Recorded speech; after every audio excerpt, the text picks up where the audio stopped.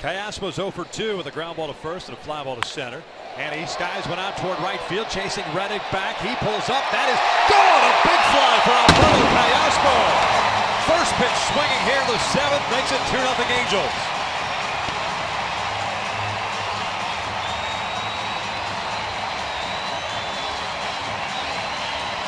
Boy, Callaspo, you talk about jumping on a pitch early with a guy throwing a lot of strikes, knowing something's going to be around the strike zone, and Callaspo is at his 5th home run. It was elevated out over the plate and did not miss that pitch. Looked like he tried to turn over a 2-seam fastball that stayed in the middle of the plate. Callaspo made him pay for 34th.